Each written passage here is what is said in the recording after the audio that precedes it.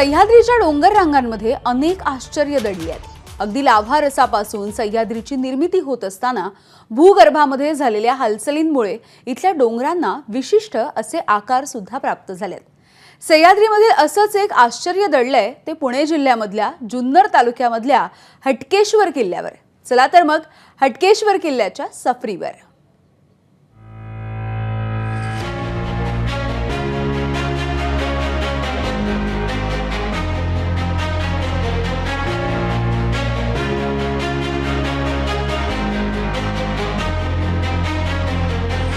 मानवाने प्रगती साधत जगात अनेक ठिकाणी शेकडो हजारो फूट उंचीवर पूल उभारलेत, पण निसर्गाने निर्मिलेला हा पूल एकमेव असा.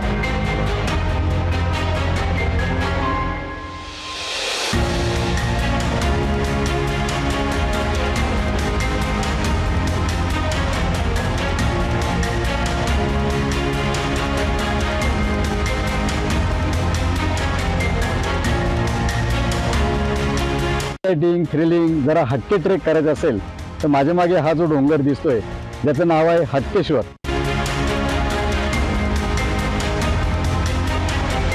चिंचोळ्या अशा डोंगराच्या माथ्यावरून असणार आहे. दोन्ही बाजूंना खोल दरी पसरली आहे.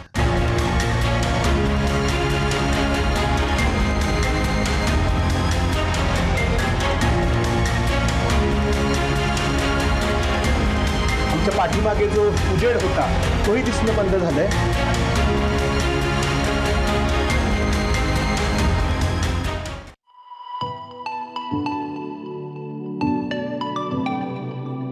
जुन्नर तालुक्यातील आलमे गावच्या शिवारात आम्ही पोहोचलो आणि अवाढव्य पसरलेला हटकेश्वराचा पर्वत आमच्या समोर उभा ठाकला. या पर्वतातील दोन डोंगरांना जोडणारा नैसर्गिक पूल आणि त्याखाली असलेलं नेढं आम्हाला खुणावत होतं. सह्याद्री मधल्या एका आगळ्या वेगळ्या ट्रेकला आम्ही सुरुवात करतो आहोत. आळेफाट्याहून कल्याणकडे जाताना लोकांचं लक्ष या माझ्या पाठीमागे असलेल्या डोंगराकडे अनेकदा जातं, कारण या डोंगरामध्ये असलेली नैसर्गिक पोकळी, दोन डोंगरांना जोडणारा एक नैसर्गिक पूल आणि त्याच्या खाली असलेली ही पोकळी ज्याला नेढं असं संबोधलं जातं. आणि हा सगळा निसर्गातला एक चमत्कार पाहण्यासाठी आम्ही या ठिकाणी या ट्रेकची सुरुवात करतो आहोत. निसर्ग तर आहेच, त्याचबरोबर इथल्या लोकांच्या काही आख्यायिका देखील आहेत. आपण जर व्यवस्थितपणे या डोंगराकडे पाहिलं तर आपल्याला या डोंगरामधली नैसर्गिक पोकळी, नेढं तर दिसतच, त्याचबरोबर या डोंगरांना वैशिष्ट्यपूर्ण असे आकार देखील आपल्याला पाहायला मिळतात. इथल्या लोकांनी त्यांच्या समजुतींप्रमाणे या सगळ्या निसर्गाचा अर्थ लावला आणि त्यांनी असं म्हटलं की हा जो नैसर्गिक पूल आहे त्याच्या पुढचा जो डोंगराचा भाग आहे तो म्हणजे नवरा, आणि या पुलाच्या पाठीमागचा जो भाग आहे तो म्हणजे नवरी, आणि या दोघांचं लग्न झाल्यानंतर जी लगीनगाठ बांधली जाते ते म्हणजे हे नेढं आणि नवरीच्या पाठीमागे असलेली कुरवली, आणि त्यानंतर त्याच्या पाठीमागे हे डोंगरांचे जे ताशीवकडे दिसत आहेत ते म्हणजे वराडी मंडळी. तर इथल्या या साध्या बोळ्या लोकांनी या निसर्गाचा लावलेला हा अर्थ आपण या सगळ्या निसर्गाचा आणि त्याच्याशी जोडलेल्या या सगळ्या आख्यायिकांचा या ट्रेकच्या माध्यमातून आढावा घेणार आहोत. चला तर मग.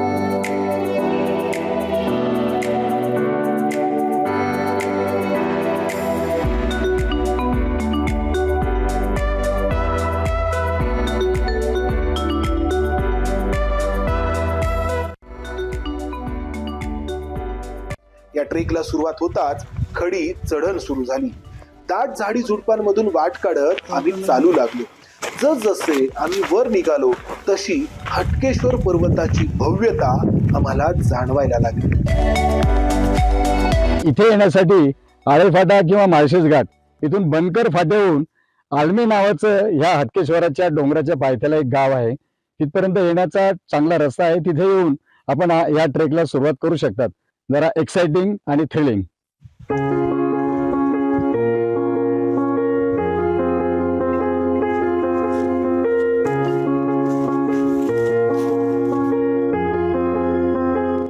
इथल्या दाट झाडींमध्ये पिवळी फुलं फुलली होती. या फुलांनी लगडलेली हिरवीगार झाडं ही तेवढीच आकर्षक दिसत होती. मात्र दिसायला ही झाडं जेवढी सुंदर होती तेवढीच ती धोकादायक आहेत असं सोबत असलेल्या स्थानिक वाटाड्याने सांगितलं. या झुडपांना दातपडी असं म्हणतात, कारण या झाडाचा हिरवा पाला चुकून जरी तोंडात चावला तर दात पडतात असं वाटाड्याने थेट बजावलं. आपल्याला जी ही वनस्पती दिसते ना, ही साधारण वनस्पती नाही, याला रामेट बोलतात आणि गावरान भाषेमध्ये दातपडी सुद्धा बोलतात याला. आणि हिचं जरी रस तोंडामध्ये जर गेला तर दात पडू शकतात. त्याच्याने दिसायला साधी दिसते पण तशी नाही ती. आणि कुठे ट्रेकला गेलं असं आढळून आलं तर काय तोंडामध्ये रस वगैरे टाकू नका असं. दाट झाडींचा पहिला टप्पा पार करून आम्ही पुढे आलो आणि महाकाय अशा दगडी शिळांनी आमचं स्वागत केलं. एखाद्या इमारतीपेक्षाही उंच असे हे दगड या डोंगर उतारावर उभे असल्याचं पाहून आश्चर्य वाटल्याशिवाय राहत नाही.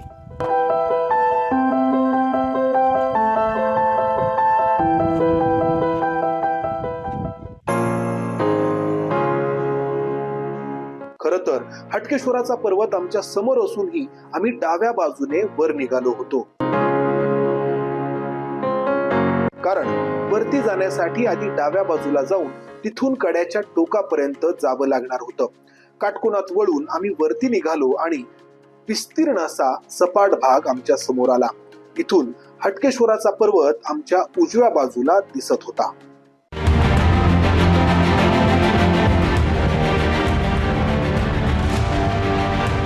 आलमेगावच्या शिवारातून या ट्रेकची सुरुवात केल्यानंतर पहिला टप्पा पार करून आम्ही या सपाट भागामध्ये पोहोचलेलो आहोत आणि या रस्त्याने पुन्हा एकदा काटकोनात वळण घेतलंय. आता आमच्या समोर या डोंगराचा हा जो उंच कडा दिसतो आहे तो आम्हाला चढून जायचा आहे आणि त्यानंतर या डोंगराच्या वरती हा जो असा सुळका दिसतो आहे त्या सुळक्याच्या वरच्या भागातून आमचा पुढचा प्रवास होणार आहे. पलीकडे जे आपण मगाशी नवरा नवरी आणि वराड पाहिलं त्या सुळक्यांपर्यंत त्या डोंगरांपर्यंत. या किल्ल्यांवरती एरवी अनेकांनी भ्रमंती केलेली असते. दोन्ही बाजूला माळशेज घाट पसरलाय. एका बाजूला जसं आलमे गाव आहे तसंच दुसऱ्या बाजूला गोद्रे नावाचं गाव आहे आणि इथून हरिश्चंद्रगड, जीवधन, चावंड, शिवनेरी असे या भागातले एक ना अनेक किल्ले दृष्टीस पडते.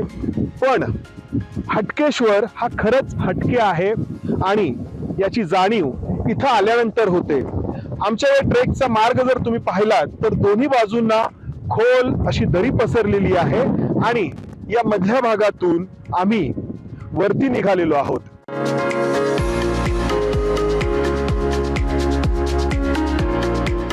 हटकेश्वराची ही डोंगर रांग पुढे अष्टविनायकांपैकी एक असलेल्या लेण्याद्री पर्वतापर्यंत जाते. पट्टीचे ट्रेकर्स लेण्याद्री ते सह्याद्री असा ट्रेक देखील करू शकतात. सकाळी लवकर आम्ही ट्रेकला सुरुवात केली होती आणि हटकेश्वराच्या या कड्यापर्यंत पोहोचेपर्यंत सूर्य आमच्या डोक्यावर आला होता. अखेर एक एक टप्पा पार करत आम्ही चढण संपून पर्वतावर पोहोचलो. हटकेश्वराचा हा डोंगर काटकोनात पसरलाय. या डोंगराचा जो थेट चढणीचा भाग होता तो पूर्ण करून आम्ही या डोंगराच्या माथ्यावरती पोहोचलेलो आहोत आणि त्यानंतर आमचा पुढचा हटकेश्वराच्या मंदिरापर्यंतचा आणि जे नेढा आहे जिथं आम्हाला जायचंय तिथपर्यंतचा प्रवास हा चिंचोळ्या अशा डोंगराच्या माथ्यावरून असणार आहे. दोन्ही बाजूंना खोल दरी पसरली आहे आणि खालून पाहताना जो डोंगर आम्हाला खरं तर जवळ आहे असं वाटत होतं तो किती दूर आहे ते आम्हाला या सगळ्या ट्रेकच्या दरम्यान जाणवलं. मात्र इथं आल्यानंतर संपूर्ण माळशेज घाट एका बाजूला, समोर शिवनेरी आहे, लेण्याद्री आहे, जीवधन, या बाजूला हरिश्चंद्रगड, चावंड असे एक ना अनेक किल्ले इथून आपल्याला पाहायला मिळत आहेत. या ट्रेकची हीच खासियत आहे.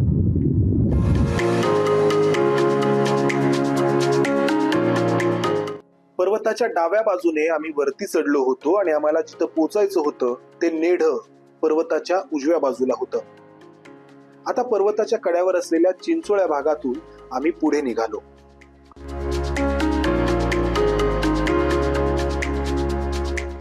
एवढ्यात आमच्या वाटाड्याने आमचं लक्ष या पर्वताच्या पोटात दडलेल्या गुहेकडे वेधलं. गुहेच्या बाहेर शंकराची पिंड होती. वाकूनच या गुहेत प्रवेश करावा लागत होता.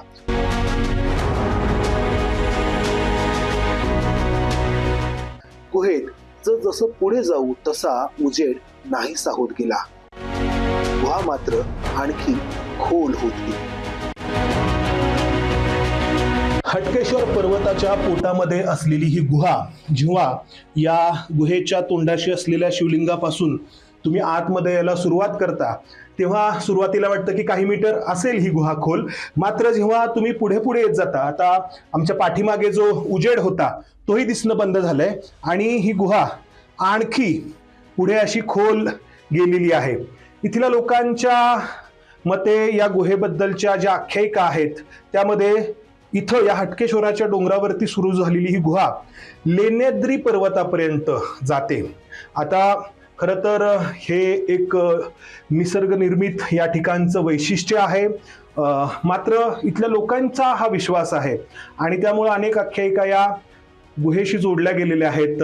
जे ट्रेकर्स इथं येतात त्यांच्यासाठी आकर्षण असतं ते म्हणजे नेढ, निसर्ग निर्मित जो त्या ठिकाणी गोल आहे. मात्र ही गुहा देखील या ठिकाणी आल्यानंतर तुम्हाला या सगळ्या निसर्गाची एक वेगळी अनुभूती देते. या गुहेतून समोर खोलवर पसरलेल्या दरीचं विहंगम दृश्य आमच्या नजरेत मावत नव्हतं.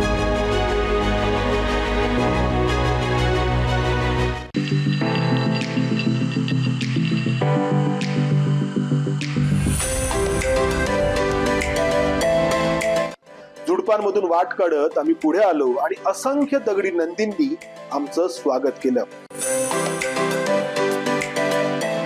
या पर्वताला ज्यामुळे हटकेश्वर असं नाव मिळालं ते शिवलिंग आमच्या समोर होतं. या निसर्ग निर्मित शिवलिंगावर डोंगराच्या पोटातून पाझरणाऱ्या पाण्याचाच अभिषेक सुरू होता. या हटकेश्वराला इथले लोक जागृत देवस्थान मानतात. इच्छा पूर्ण झाली की नंदी अर्पण करू असा नवस अनेक जण हटकेश्वराला बोलतात. असे अर्पण केलेले असंख्य दगडी नंदी मंदिरासमोर उभे होते. काही लहान होते, काही मोठे होते, काही अतिशय जुने होते, तर काही नुकतेच अर्पण केलेले दिसत होते. प्रत्येक नंदीचा आकार देखील दुसऱ्यापेक्षा वेगळा होता. पण या सर्वांमागे असलेली हटकेश्वराबद्दलची श्रद्धा एक समान होती.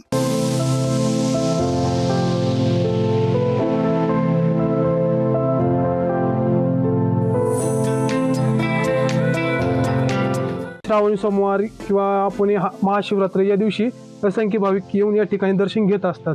त्यानंतर हे जे पिंड जे आहेत ह्या नवस्फूर्ती झाल्यानंतर या ठिकाणी पिंड अर्पण करण्याची पद्धत असते.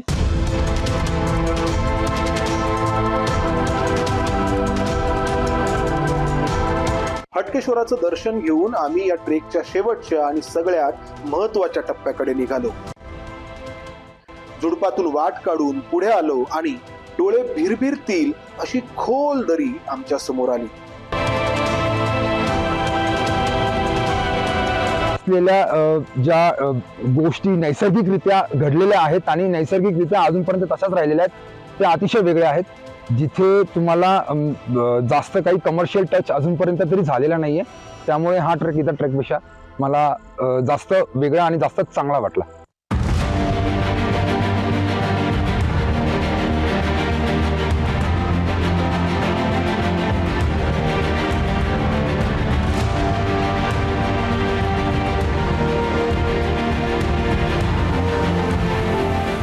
याच दरीच्या बरोबर मध्ये दोन डोंगरांना जोडणारा नैसर्गिक पूल उभा होता. या अरुंद पुलाच्या खाली असलेलं नेढ अतिशय भव्य होतं. या नेढ्याने डोंगरांना विभागलं होतं. तर हा पूल दोघांमधला दुवा ठरला होता. एक एक पाऊल टाकत आम्ही या पुलावर पोहोचलो आणि अवघे काही फूट रुंद असलेल्या या पुलावर रांगेत उभे राहिलो. दोन्ही बाजूला शेकडो फूट खोल दरी पसरलेली होती. इथून दिसणारं सह्याद्रीच्या डोंगर रांगांचं सौंदर्य नजरेत मावत नव्हतं.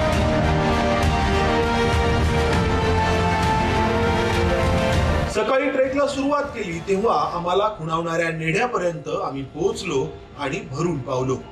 सह्याद्रीच्या रौद्रतेतील सौंदर्य डोळ्यात साठवण्याचा आमचा प्रयत्न सुरू होता. दरीच्या पलीकडं पिंपळगाव धरणाचं निळं पाणी होतं आणि त्या पलीकडे कळसुबाईची शिखर रांग निळ्या आकाशाला भिडली होती.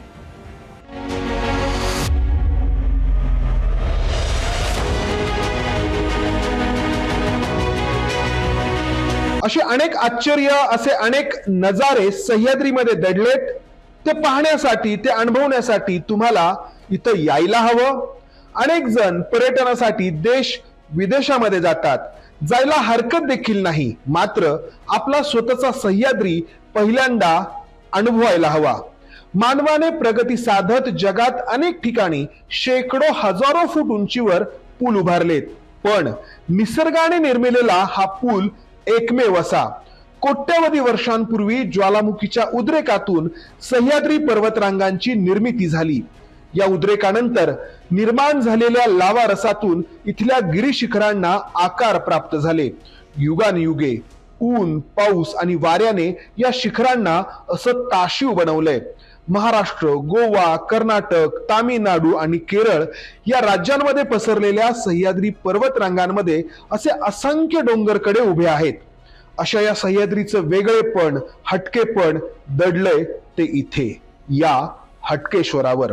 या नैसर्गिक पुलामुळे हे दोन डोंगर तर जोडले गेलेतच, त्याचबरोबर कोट्यवधी वर्षांच्या कालखंडाला सांधणारा हा पूल दुवा ठरलाय.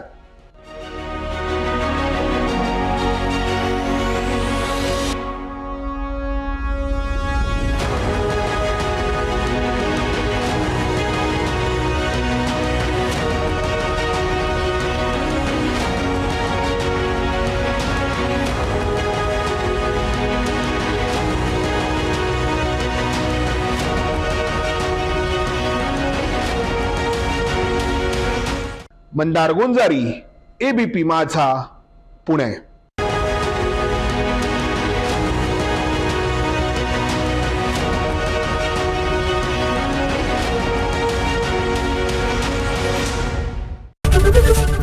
ABP माझा, उघडा डोळे बघा नीट.